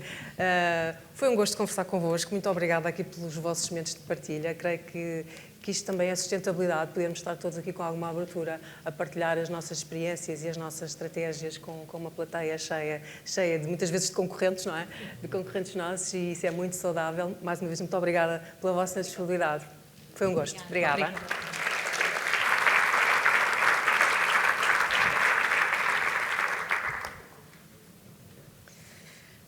Obrigada, Isabel, e ao painel de oradores que fez parte desta mesa redonda. Obrigada pela vossa participação e pelas vossas partilhas. Obrigada. Vamos continuar a conversa agora com alguém, portanto não serão vários oradores. O Sérgio Abrantes vai estar à conversa com o Ruth Andrade da Lush. Eu já convido-vos a juntarem-se a mim aqui no local onde vão conversar, portanto aqui nas cadeiras. Esta conversa vai ser sobre ética e responsabilidade na comunicação da marca, os desafios da comunicação com consumidores ultra impactados. É isto, não é, Sérgio? É exatamente isso. É sobre isto que vão conversar. Eu acho que depois de abordarmos aqui várias questões de sustentabilidade, acho que interessa também falarmos aqui um bocadinho sobre comunicação e os novos desafios da comunicação. Tenho comigo... Sim, eu vou-vos deixar então para conversar. Eu tenho comigo a Ruth Andrade. A Ruth Andrade é representante da Lush e vem diretamente do Reino Unido para falar connosco. Verdade. Ou seja, a base dela é o Reino Unido, mas trabalha a marca de uma forma global. E antes de começarmos a conversa propriamente dita, Ruth, eu convidava, por favor, a fazer uma breve apresentação, porque tem um posicionamento aqui um bocadinho diferente. Apesar de trabalhar com uma marca de cosméticos, tem um posicionamento um bocadinho diferente e eu acho que é curioso também partilharmos de uma forma muito breve. Temos tempo contado, mas partilharmos também aqui o seu percurso. Tudo bem, eu vou tentar ser breve. Eu sou brasileira e eu mudei para a Inglaterra em 2004, quer dizer, toda hora eu tento voltar para o Brasil, então fui e voltei da Lush já 4 vezes. E a minha história começou que eu, no Brasil, gente, era 2004, né? Mas eu vim de um lugar onde realmente se falava sobre sustentabilidade, era uma cidade super progressiva. E cheguei na Inglaterra e falei, nossa, que povo atrasado, né? Uau, ninguém nem sabe o que é reciclagem. E comecei a tentar já fazer algumas mudanças. Quis trabalhar na Lush, porque a Lush era ética. Comecei a tentar fazer algumas mudanças dentro da loja, eu trabalhava como vendedora, até que o diretor um dia chegou e eu comecei a falar, eu falei, mas gente, nem tem o número do plástico na embalagem, como você quer que eu reciclo? Olha essa lâmpada, nem é LED, 2004. Ele falou, quer fazer? Eu falei, quero. Ele falou, então faz. Aí eu me tornei a primeira gerente de meio ambiente da Lush, meio que por acidente, em 2004, e a gente continua nesse ativismo, assim. Tenho também um coração super ativista, fui bem envolvida com o movimento de ativismo ambiental, ativismo pelo clima na Inglaterra, bastante, assim, bem... Eu sempre falo, contrate ativista, você quer fazer mudança dentro da empresa, contrata ativista. Acho que para a apresentação, pontapé de saída aqui na nossa conversa é o essencial. Obviamente podíamos estar aqui a falar mais sobre o seu percurso, mas vamos focar-nos aqui nas questões da ética e da comunicação. Apesar de não ser uma especialista em comunicação, eu vou lançar primeiro aqui alguns desafios globais e depois falaremos particularmente do caso da Lush, que eu acho que é interessantíssimo, é um posicionamento completamente diferente das marcas que nós estamos habituados a ver. E eu perguntar-lhe-ia... Como têm observado a transformação? Hoje temos múltiplas plataformas de contacto com os consumidores, com os cidadãos, mas como têm observado toda esta transformação da comunicação? Eu vou começar um pouquinho falando da minha experiência, porque, afinal, eu trabalhava na loja e agora, durante a pandemia, eu falei, vou trabalhar no varejo de novo e fui trabalhar com a Alemanha. E é nítida a percepção entre, antigamente, nenhum cliente vinha na loja por causa da parte ambiental. Claro que tinha os veganos, vegetarianos, mas era como se fosse um valor a mais naquilo que as pessoas já queriam comprar. E agora é proposital. Eu estava lendo uma pesquisa que 3/4 dos Gen Zs, né, dessa geração Z, se importam mais com sustentabilidade do que com o nome da marca. Então, assim, teve totalmente essa transformação liderada pelos clientes. Eu também tenho uma história que me marcou muito. Eu fui na Conferência do Clima em Nova York, em 2018, e era bem naquele verão do Extinction Rebellion, da Greta, que, né, assim, explodiu. E eu estava numa mesa redonda com marcas, não vou falar os nomes, inclusive algumas marcas que estão aqui, mas assim, marcas globais, corporações, e um deles falou assim, olha, o meu CEO chamou a gente e falou, a minha filha está perguntando o que a gente está fazendo, e eu acho que a gente precisa responder. Então, assim, foi esse ativismo que influenciou. E eu acho que, a partir de então, e eu estou vendo isso bem mais nos últimos 4 anos, está quase uma guerra de comunicação para quem é o mais sustentável, ou quem é a marca que tem mais propósito. Eu estou achando isso lindo, por um lado, mas, por outro, como que a gente ajuda os clientes a navegar esse mar de informações?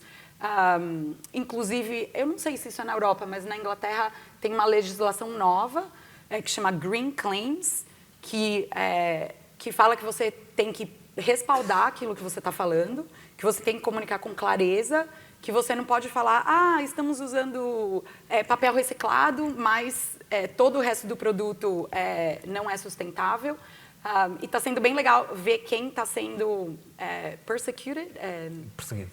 perseguindo para isso, e estão começando com as empresas de fashion, fast fashion. Ok, perfeito. Eu acho que aqui temos 2 problemas, ou seja, as marcas têm essa necessidade de comunicar ativamente as suas iniciativas. Muitas vezes é muito mais do que só comunicar o que é que estão a fazer, é uma campanha de marketing, e temos consumidores que cada vez mais estão ansiosos com as questões ambientais, têm um sentimento de ansiedade relativamente a estes temas e são ultra impactados relativamente a este tema. Como é que se faz toda essa gestão? É uma lógica de transparência que temos de instalar neste regime de comunicação de empresa com consumidor, e depois como é que se faz também a gestão de consumidores crescentemente preocupados com estas temáticas? O que a gente também está observando é que, assim, os consumidores têm muito acesso à informação. Então, por exemplo, a gente lança um produto e a gente recebe várias perguntas. De onde vem a tâmara que você colocou nesse produto que eu não compro coisa de Israel? Ou qual é a energia do ácido cítrico? São perguntas muito técnicas e muito específicas, então o nível de entendimento dos consumidores está muito alto, que é ótimo, porque daí não tem como esconder, ou não tem como mentir, ou simplificar muitas coisas. Por outro lado, é a geração TikTok, né? Você recebe a informação em 20 segundos. Então, se a gente não conseguir comunicar algo, eu chamo memes, e aí eu fico falando para o time de marketing quais são os memes que a gente vai comunicar esse ano. Porque esses memes culturais são muito importantes enfim, eu também estava envolvida nas eleições do Brasil. E uma das coisas que a gente estava conversando é que a pessoa precisa ser exposta à mesma informação 7 vezes, até ela realmente internalizar essa informação. E tem uma guerra, né, de informações. Então, imagina você ter que comunicar algo 7 vezes, uma coisa rápida, de uma maneira para um consumidor super exigente.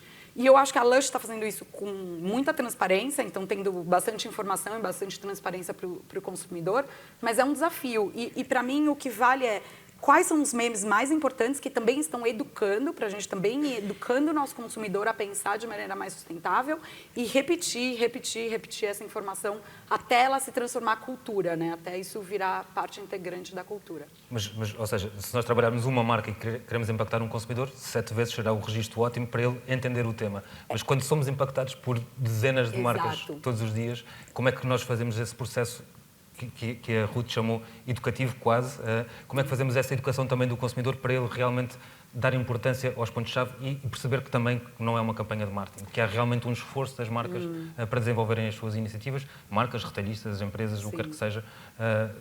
Como é que fazemos passar essa mensagem? Então, vou até dar um exemplo. Eu estava numa outra conferência no começo dessa semana só da indústria de cosméticos. E uma das coisas que a gente estava discutindo, que teve o painel aqui da circularidade, o uso de refil, reuso de embalagem, a transformação dos clientes, dos consumidores em relação a reutilizar as embalagens vai ser enorme e precisa de colaboração. Então, eu acho que algumas a mesma coisa, carro elétrico, muitos dos temas falado aqui, essa transformação precisa de uma colaboração pré-competitiva que a gente fala. Então, como que as marcas se unirem mesmo e pensarem como fazemos essa comunicação juntos. E a parte de circularidade, principalmente de reuso e refil, para mim, é importantíssimo. Só uma marca ali falando sobre isso, esquece. Precisa realmente de transformar de novo a cultura. Aqui eu acho que também temos outro problema em termos comunicativos.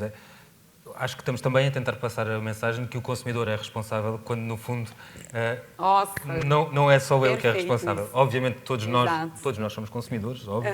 Todos nós trabalhamos para algum tipo de empresa ou algum tipo de organização, mas muitas das mensagens das marcas, e sente-se por vezes isso de uma forma mais clara, fazem quase passar a responsabilidade para o consumidor do que é a construção de uma prática sustentável.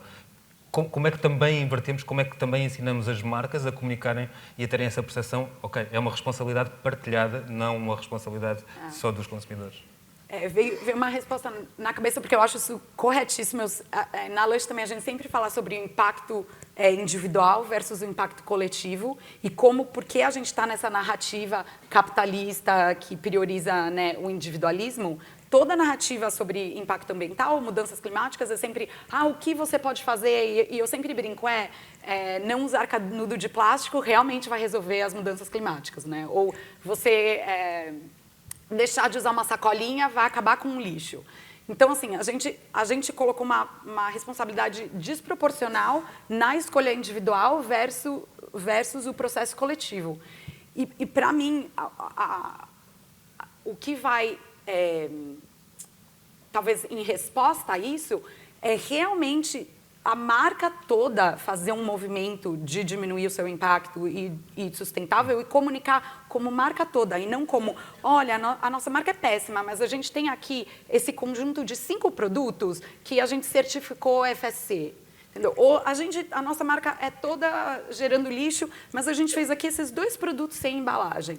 Então, para mim, isso é muito importante que as marcas tomem essa responsabilidade e comuniquem a responsabilidade nível marca, não nível produto. Porque o nível produto, a pessoa que... Eu de novo, coloco a resposta no consumidor.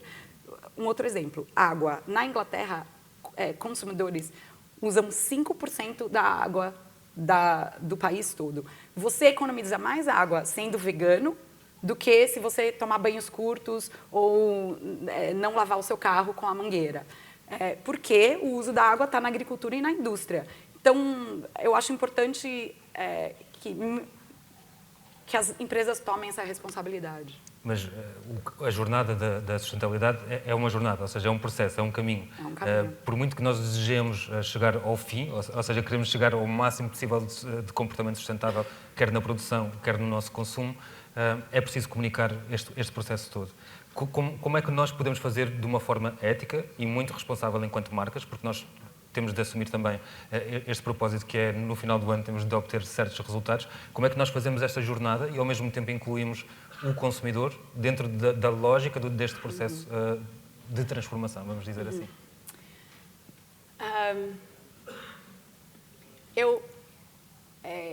Eu acho importante o protagonismo da marca e o protagonismo do consumidor. E eu acho que a gente encorajar esse protagonismo do consumidor de maneira real, é como uma parceria. Eu acho importante pensar que para a gente conseguir... Assim, o desafio da mudança climática e da emergência ecológica é gigantesco. Realmente precisa de todo mundo. Então, como nós colocamos todas essas pessoas em lugar de protagonista, mas com as suas responsabilidades? O protagonismo de um consumidor, para mim, é muito mais votar de maneira correta e fazer parte de um projeto na sua comunidade e se engajar num processo político do que, por exemplo, não vou pegar canudo de plástico hoje. Então, como que as marcas ajudam a formar um cidadão? Então, a gente precisa dessa formação, o que a gente fala muito de que não estamos mais nos relacionando com consumidores e sim como cidadãos, from consumers to citizens. Então, como a gente trata nossos consumidores como citizen, e nesse papel social e político bem importante. E como sobreviver, né? Porque como você ainda precisa vender. E aí entra algumas coisas que eu acho importante, que são... eu acho que a gente precisa desmaterializar a renda. Então, como focar mais em experiências e como essas experiências realmente conectarem com esse papel protagonista dos consumidores. E usar menos coisas para garantir que nós estamos... Nossa, gente, é muito difícil eu falar em português sobre as coisas que eu só falo em inglês. Decouple. A gente... decouple. Separar? Não, a gente separa o crescimento econômico do crescimento de materiais, entendeu? A gente precisa desconectar essas duas coisas. Assim, isso já está sendo feito, historicamente já foi feito, mas dentro da sua própria marca, como você realmente desconecta o seu crescimento do crescimento de uso de materiais. Mas sem crescimento econômico não há progresso. Eu sou a pessoa errada para você perguntar isso. Eu sei. Acredito que a gente também precisa nos perguntar o que bem para o mundo faz a minha marca crescer nesse momento. E a não ser que você tenha um impacto regenerativo, onde realmente, se a sua marca crescer, você está gerando mais impactos positivos do que negativos, você deveria considerar. Mas é possível hoje, com os instrumentos que nós temos, é possível pensarmos nessa estratégia, ou seja, regenerar ao mesmo tempo que crescemos? Olha, a Lush a gente fez assim, porque na Lush a gente tem um propósito bem regenerativo. A gente fala, leaving the world lusher than we found it. E a gente fez essa análise, por exemplo, da nossa cadeia de suprimentos. A nossa cadeia de suprimentos, a gente ativamente usa materiais que estão protegendo áreas de biodiversidade. Então, temos bastante projetos na Amazônia, na Indonésia, em Sumatra, Gola Forest, em Sierra Leone. A gente tem várias matérias-primas conectadas com aumento da biodiversidade, ou a sumidouros de carbono. Então, a gente tem isso como estratégia. E aí, a gente estava fazendo essas análises. A gente está mais ou menos $1 bilhão de vendas mundiais. A gente analisou, se a gente for para 2 bilhões, ou se a gente for para 8 bilhões, quais seriam os impactos na cadeia, e é possível continuar a nossa ambição de ser uma empresa regenerativa? E foi muito interessante que até 2 bilhões ainda era possível, acima disso não tinha como. Então, assim, não era possível a gente aumentar o nosso impacto positivo na velocidade desse aumento potencial. E realmente fazer essas contas assim, é muito importante descobrir como a sua empresa não pode chegar a net zero, mas como que ela vai ajudar a reparar e regenerar o planeta e as comunidades. Não temos outra escolha. Estamos a viver aqui um momento de transição, ou seja, passamos de uma pandemia, estamos a passar por uma crise económica. A Ruth já referiu aqui um dado que eu acho que é muito curioso, há uma geração já disponível a gastar um pouco mais para adquirir um produto ou um serviço, vamos até dizer, eu acho que já vai até aos serviços, um serviço ou um produto que seja mais sustentável. Como é que conciliamos estes dois lados? Ou seja, vamos ter cada vez consumidores mais focados numa lógica de preço, vão precisar de continuar a consumir, porque há coisas que nós precisamos mesmo de consumir, mas vão ter menos dinheiro disponível e, portanto, previsivelmente, o tema de sustentabilidade vai ficar para uma segunda dimensão. Como é que também é possível conciliar todo este mix? Eu acredito que, de novo, esse pensamento de que a gente vai conseguir fazer essa transição sem olhar para os modelos de negócio, para mim, é super utópico. Então, eu não acho possível que a gente vai continuar usando o mesmo tanto de materiais. Nós estamos em 100 bilhões de toneladas por ano de materiais são extraídos, sendo que a parte que é reciclada ou reutilizada é 8,6%, certo? Então, assim, não tem como continuar nessa trajetória. A mesma coisa, vamos simplesmente continuar usando o mesmo tanto de energia ou o mesmo número de carros e viagens e só mudar para eletricidade renovável, por exemplo. Isso não é possível, o planeta não dá conta. Então, por exemplo, a transição para energias renováveis vai usar 10 vezes mais minerais do que nós estamos usando agora. Então, não tem como manter o mesmo padrão de consumo e fazer essa transição. Então, essa adequação dos modelos de negócio que, conforme mais pessoas da Gen Z, que hoje a mais nova tem 12 anos, vão entrando no mercado consumidor, eles já estão no mercado consumidor, mas entrando cada vez mais, eles também vão mudar. Eu espero que conceitos como fast fashion, esse conceito vá ficando cada vez mais fraco. Então, de novo, que readequação temos que fazer no modelo de negócios e não na matriz energética ou nos materiais, no modelo de negócios, para que façamos parte desse futuro junto com essa geração que vem aí. Eu acho que é um dado, nós não combinamos isto previamente, mas há um dado que eu acho que é muito curioso, que é, há estudos que já apontam que, ou seja, o mercado de segunda mão vai valer daqui a alguns anos mais do que o mercado de fast fashion. E isto é uma transformação completa. O consumidor está a fazer este trabalho, Exato. Mas muitos retalhistas também o estão a fazer.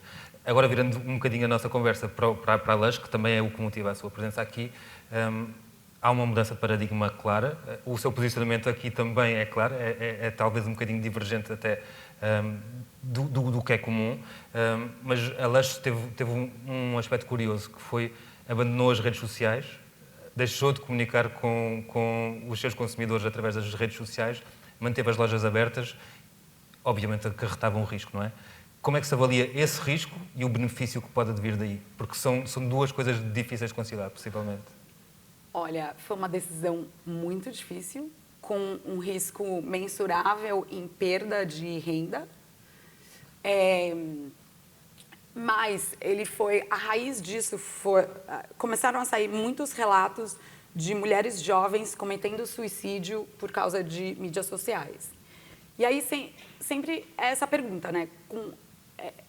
Com que você gostaria de ser cúmplice como uma empresa? Então, a gente pensava, nós jamais abriríamos uma loja num beco escuro com histórico de violência a mulheres. Por que nós atrairíamos nosso público-alvo, que são mulheres jovens, para um lugar que é perigoso? E por que nós estamos alimentando coletivamente algoritmos que estão aumentando a nossa ansiedade, aumentando doenças mentais? Então, é uma decisão super difícil, mas é uma decisão, ao mesmo tempo, é uma decisão super difícil de um ponto de vista econômico e uma decisão super fácil de um ponto de vista ético. E esse equilíbrio, né, entre a parte comercial e a parte ética sempre esteve assim, na raiz das decisões da Lush. E, às vezes, a gente tende para uma decisão mais comercial, muitas vezes para uma decisão mais ética. Mas teve consequências, nós estamos sentindo essas consequências, mas também isso nos força a ser mais criativos em relação a como comunicamos e como chegamos até o nosso cliente. E só para dar um exemplo. Por exemplo, se você tem algum distúrbio alimentar, se eu tenho tendências à anorexia e eu começo a seguir influenciadores que começam... Existem todo um movimento de pequenos influenciadores que influenciam garotas jovens normalizam a anorexia, por exemplo. O algoritmo vai me mostrando coisas cada vez mais radicais em relação a isso. E aí a gente não vai fazer nada a respeito, sabe? É isso. Todas as marcas estão se beneficiando disso.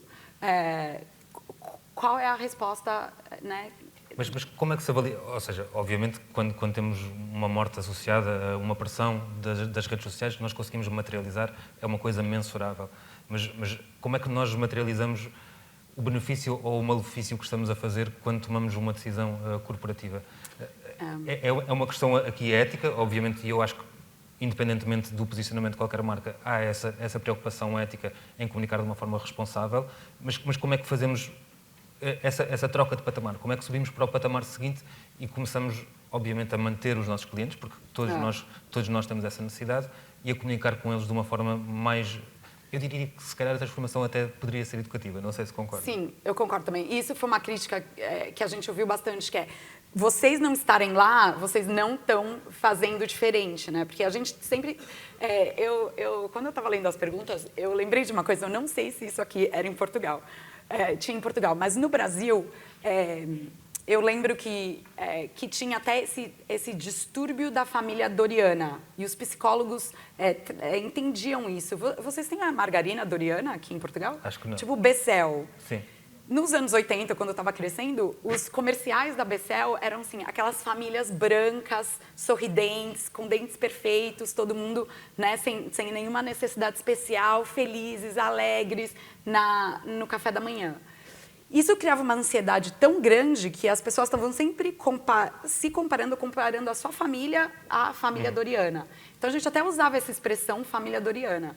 Então, agora, isso continua na mídia social numa coisa muito mais. Então, a não ser que você realmente esteja dando representatividade na sua marca, trabalhando com body positivity, que é a indústria de beleza parar de condenar corpos que não se encaixam num padrão de beleza. A não ser que a sua marca esteja ativamente mostrando pessoas negras o tempo todo, na proporção adequada, a sua marca está fazendo um desserviço para a nossa cultura de inclusividade. Então, se você escolhe estar nessas plataformas, então você precisa ter mais responsabilidade ainda.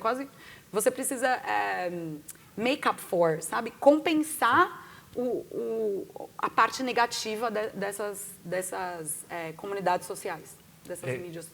Antes de chegarmos a um ponto que eu acho que vai ser aqui quase disruptivo, que será a nossa última questão, eu voltaria a um tema.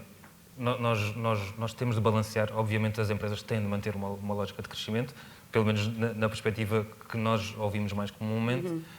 Como é que se balanceia estes dois lados da equação? É possível, de facto, e aqui é mesmo quase uma opinião pessoal sua, é possível, e o exemplo da Lush mostra isso, que é possível balancear, ou ainda existe um processo de transição que é preciso fazer até chegarmos a esta necessidade de crescer e, ao mesmo tempo, de termos consumidores conscientes, ambientalmente responsáveis e marcas também ambientalmente responsáveis?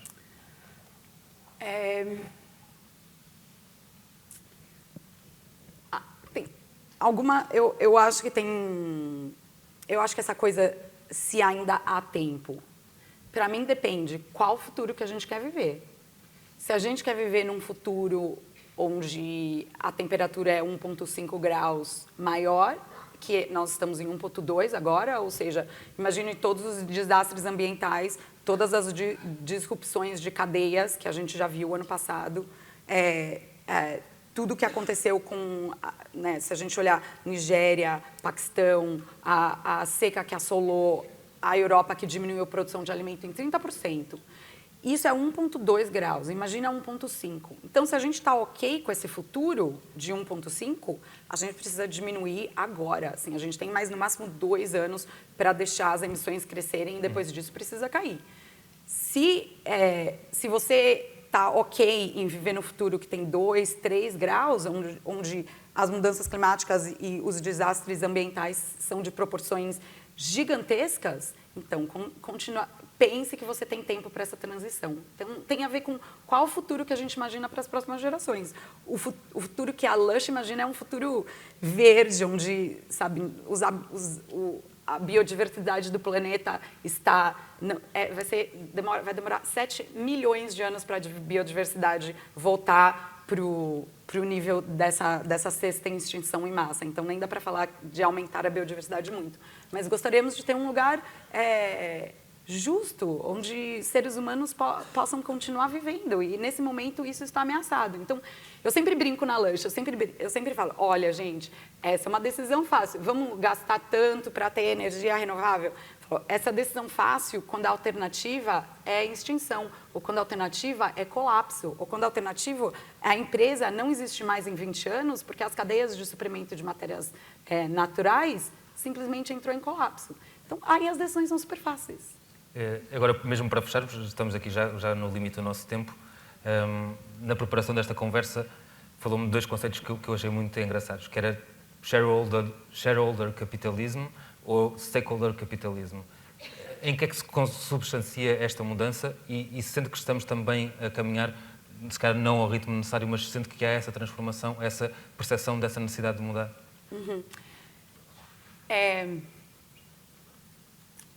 Eu acho importante a gente falar sobre capitalismo, porque é isso que está na raiz dos problemas. Então, a gente está tentando resolver os sintomas sem cuidar da causa.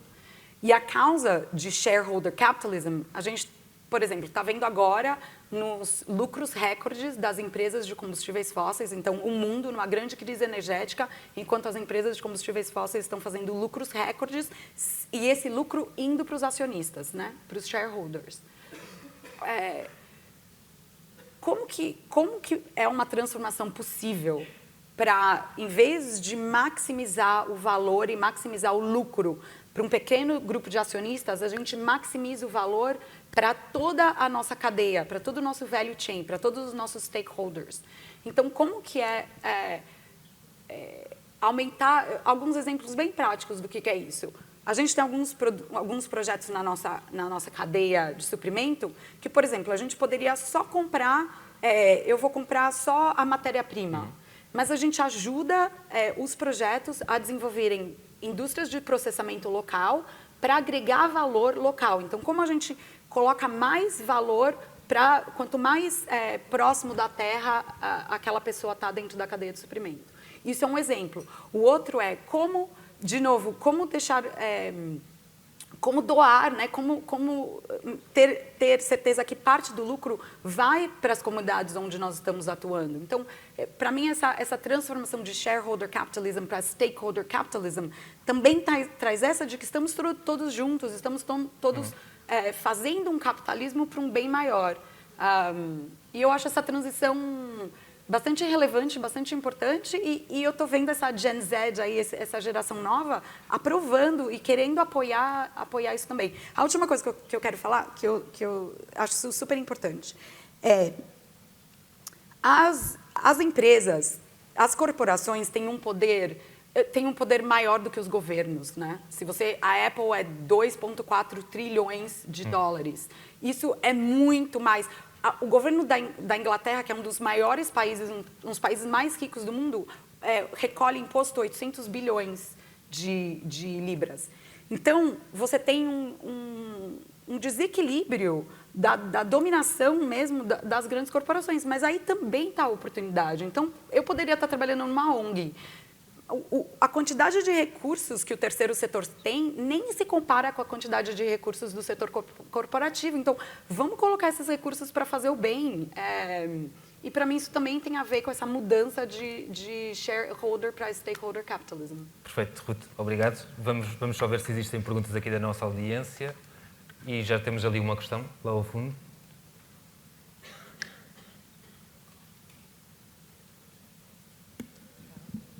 Obrigada. Desculpem, mas eu não acionei o Pacto de Silêncio. Queria colocar-lhe uma questão que tem a ver com... Vocês comunicam nas vossas embalagens os colaboradores? Ou seja, cada embalagem tem a fotografia da pessoa que embalou aquele produto e o nome.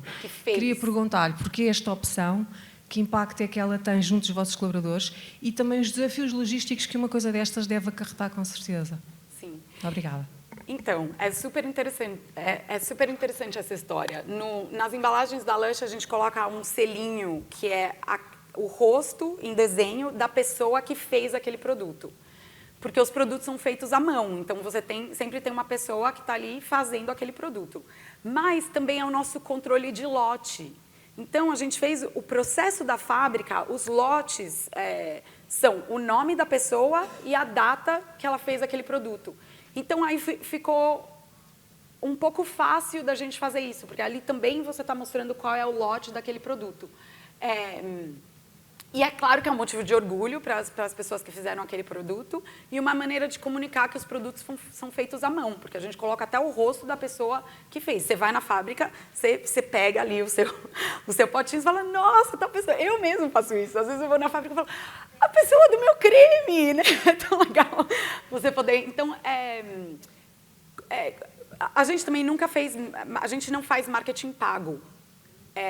E aí você criar alternativas de conexão da pessoa com a marca que não dependam nem de mídia social, nem de propaganda, é bastante importante. Então, isso é uma maneira da gente conectar também com o nosso cliente. Mas também é o lote. E agora que foi rompido o pacto de silêncio que tínhamos aqui esta manhã, vamos só ver se existem mais questões da nossa audiência. Não estou a ver mais mãos levantadas, por isso... Está com fome.